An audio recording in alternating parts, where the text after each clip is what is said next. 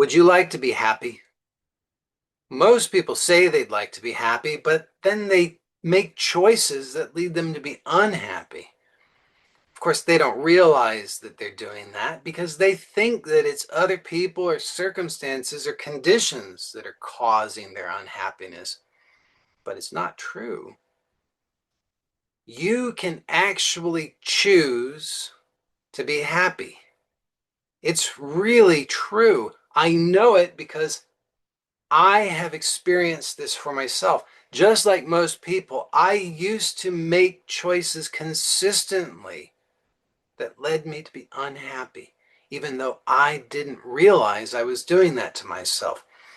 The amazing thing is, I had even heard these two secrets that I'm going to share with you in this video, but I didn't really understand them. In fact, I had kind of rejected them. That was too bad because I kept on hurting myself. But once I finally accepted them and I started to work with that knowledge and put it into practice in my life, everything changed. It really did. It's just like magic. So I'm going to share with you two secrets, the same secrets that I have worked with in my life that have allowed me to transform my experience from one of unhappiness to one of happiness. Easy, natural, effortless happiness. Now, I should warn you, most people just aren't ready to actually work with these secrets. They'll reject them. They'll say, those don't apply to me. Joey doesn't know what he's talking about. It's too simple. It couldn't be true. They'll make up all kinds of reasons and excuses why to reject these secrets. As a result, they won't work with the knowledge and then they won't get the results. And there's nothing to be done about it. You have to be willing to work with this knowledge if you want to get the results. You don't have to blindly accept it. That wouldn't work anyway. You just need to be willing to work with it. Just accept that it might be true and then work with it. As you work with it, you will see the results. And that will put you in a very happy minority. So, are you interested in knowing what the two secrets are? The first is this: mind your own business. Well, look, the world has taught us to do exactly the opposite. The world has taught us to stick our noses in other people's business. Just notice that it's true. The world teaches us to concern ourselves with what other people are thinking, what other people are believing, what other people are wanting, and how other people are acting. Even people who live on the other side of the world, isn't it true? Isn't that strange? We concern ourselves with what they wear and what they think and what they believe, as if it was any of our business. And that's the least of it, because then there are the people very close to us, the people we live with, our husbands and wives and children and parents and our neighbors and our friends.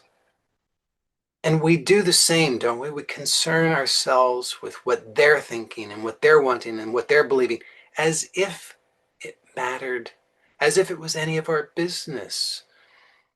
Now, I know, I've already said it. Most people will look for reasons to reject this. Most people will look for reasons to say, Joey doesn't know what he's talking about. This is nonsense. And they'll just try to find exceptions to the rule. They'll just try to find those exceptions and then they'll use that to justify their position so that they don't put it into practice. And as a result, they won't get the results. Now, I hope that's not you. Instead of looking for reasons why it's not true, instead of looking for the exceptions, how about this? Just start to find out how it is true, even if there are exceptions, even if there might be some rare exception where it's appropriate for you to stick your nose in somebody else's business. The truth is, at least most of the time, it's totally inappropriate, useless, and harmful. You don't have to do it. Isn't that a relief? It's such good news. So that's the first secret. And I got to tell you, when I first started to put this into practice, it was such a relief. Now, you might notice there's still an impulse. The impulse arises, oh, I've got to stick my nose in their business. I've got to tell them how they should think and what they should do and how they should believe. And you could just become aware of that impulse and you could ask yourself, is it true? Is it worth it? And you'll find, I don't need to do it. I just don't need to. And you'll be happy. It's true. So put it into practice.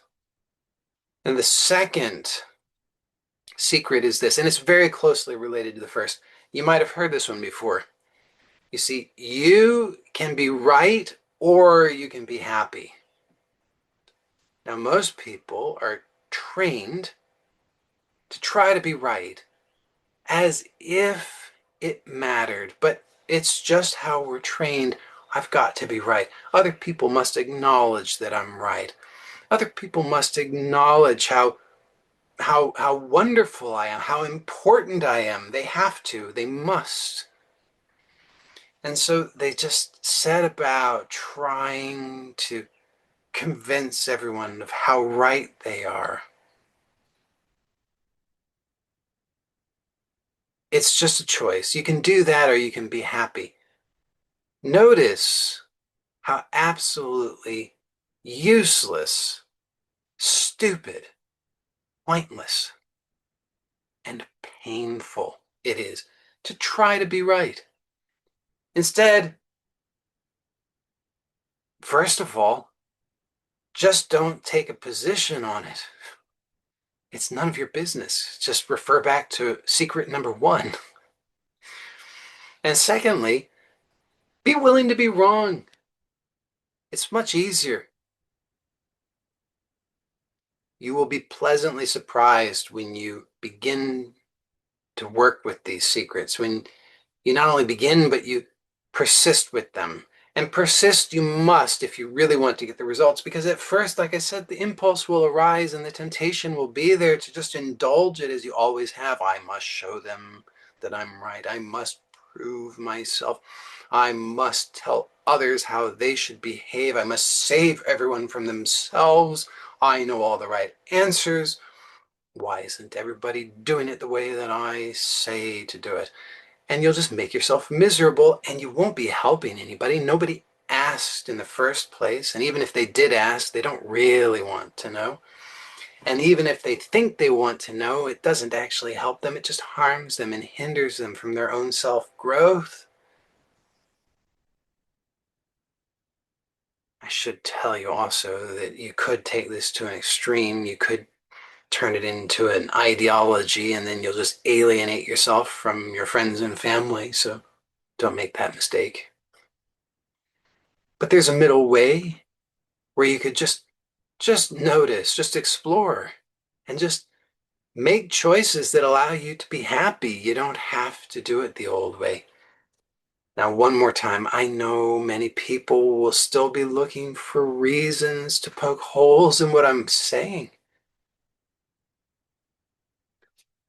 And if you're committed to that, then of course you can find them.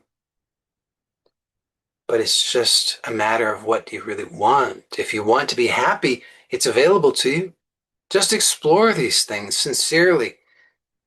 It's the exploration, it's not the ideology. The the secrets are there just to point you in the right direction so you can actually discover this through your own experience. You have to put it into practice. When you do, you will be very pleasantly surprised. Well, that's what I wanted to share with you in this video. If you have any sincere questions about this, I welcome you to post those in the comments. I cannot promise that I will respond to everyone, but I certainly will do my best to respond to sincere questions. Also, if you have not yet downloaded the free ebook from my website, joeylott.com, I invite you to do so. In that, I cover 5 of the fundamental laws of creation. It's a very helpful guide to help you understand yourself and your experience. It's a valuable read and it's free. You can get that again at joeylott.com. I'll leave the link in the description. Blessings to you. Take care. Bye for now.